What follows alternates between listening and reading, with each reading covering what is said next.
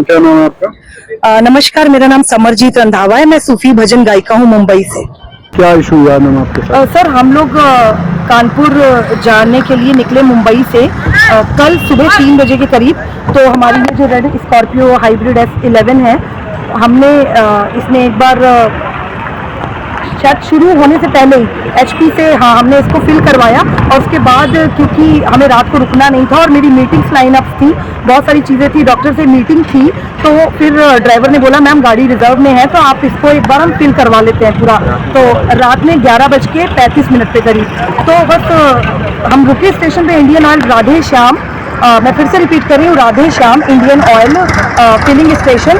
तो वहाँ पे 2 लड़के तख्त पे सो रहे थे, नशे में धुत थे। तो मैंने उनको बोला जब तक ड्रिप होता है डीजल आप भर दीजिए। तो 4100 रुपये में उसका ड्रिप हुआ, लेकिन उसने बात नहीं सुनी और पहली गलती 4772 रुपये का उसने इसमें डीजल फिल करा।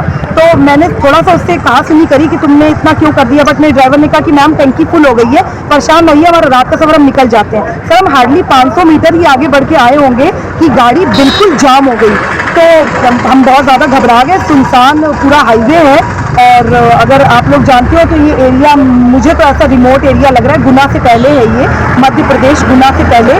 तो किसी तरीके से हम लोगों ने हिम्मत करके फर्स्ट गियर में मेरे इंजीनियर ने बोला कि आप कहीं सेफ जगह पे जाइए, 100 नंबर डायल करिए। तो हम वहाँ पे गए और फिर उसके बाद पुलिस तत्काल आई, संबंधित जो वहाँ का थाना था, और हम स्टेशन पे पहुँचे और वहाँ से फिर चीज़ें शुरू हुई। वो दोनों लोग उठ के आए, मैंने गुस्सा करना शुरू करा। मैंने उसको बोला बाल्टी में तुम ये जो अपना डीजल है निकाल के दिखाओ। That was absolutely water.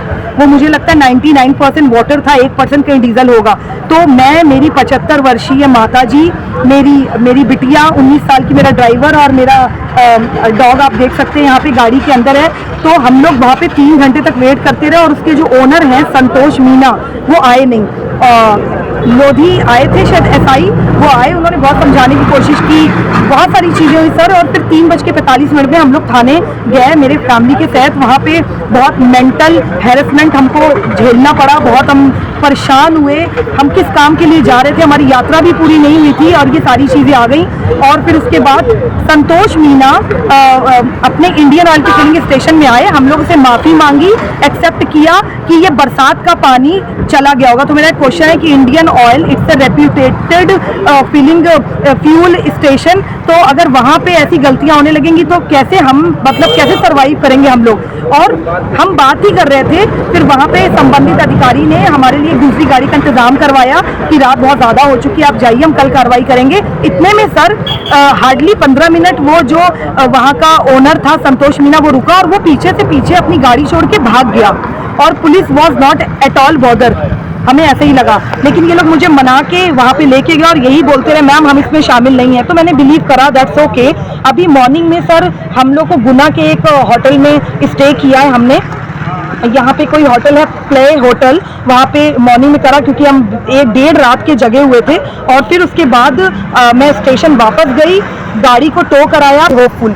बाकी जो भी स्ट्रेस है, टेंशन है, ज़्यादा दबाव डाला गया। तो मैंने कहा settlement least I can do कि आप सारा खर्चा तो ऑफकोर्स उठाओगे, और जो मेरा पर डे का इतना नुकसान हो रहा है, मेरा मेंटल हैरेसमेंट और इतनी सारा जो हमने डिसरिस्पेक्ट यहाँ पे सही है। हम स्टेशन में 3 लेडीज़ बैठे रहे, बट सर उन्होंने कहा नहीं मैडम। और एक मोतीलाल जी थे, टीचर हैं, वो वहाँ बैठे थे, कोई सरपंच थे वो वहाँ पे बैठे थे। और ऐसे सर ने हमें, वो लड़का जो था दीपक, जो कि इस फिलिंग स्टेशन में एज अ मैनेजर का काम करता है, उसने बोला कि हम आपको कंपनसेशन देने के लिए रेडी हैं। हालांकि जो कंपनसेशन मैंने बोला वो उस पर तो बिल्कुल मुकर गए, हाथ पैर जोड़े कि ये जो इंडियन ऑयल का ओनर है संतोष मीना, ये बहुत गरीब आदमी है, किसान है, ये नहीं दे पाएगा। तो मेरा क्वेश्चन एक है कि हम किसानों के लिए इतनी सहानुभूति रखते हैं। मैं खुद देश विदेश में जाके संतों की वाणी गा रही हूँ और मेरी खुद इतनी हमदर्दी होती है, और आज मेरे साथ ये सारी चीज़ें घटित हो रही हैं। तो मेरा पहला क्वेश्चन ये है कि इंडियन ऑयल का वो सील किया जाए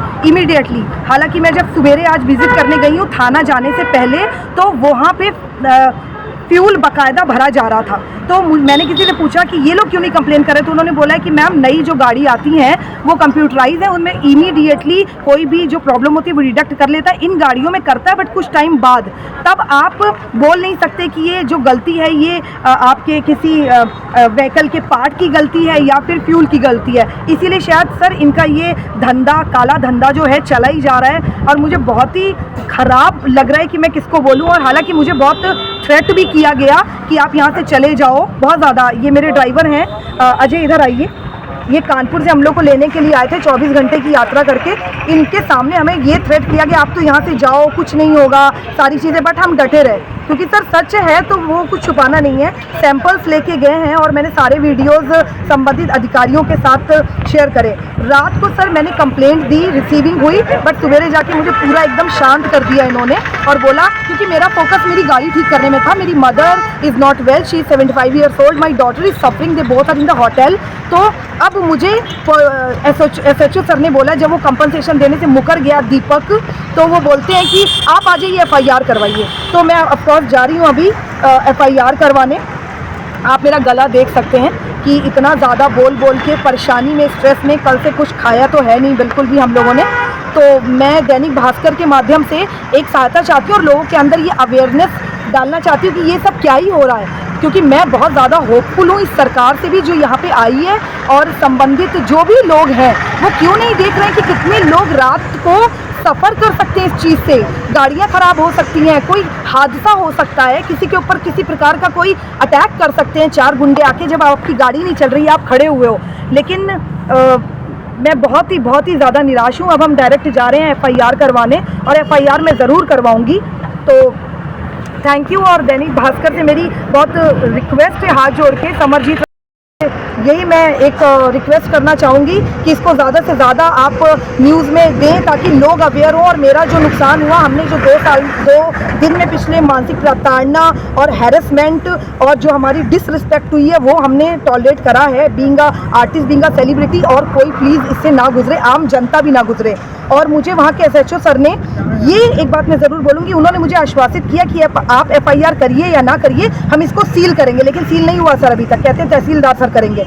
तो मैं तो जा रही हूँ अपना कानूनी कार्रवाई करने, because I trust on law, और हमारा सारा सच मैटर है, सारे एविडेंस है, सारे प्रूफ है। तो आई एम वेरी होपफुल। बाकी जो भी स्ट्रेस है, टेंशन है, वो तो हमें फेस करनी थी, कर ली। अब हम करके FIR करके, रिसीविंग करके, अब मैं अपने बयान दे के I will just move to Kanpur.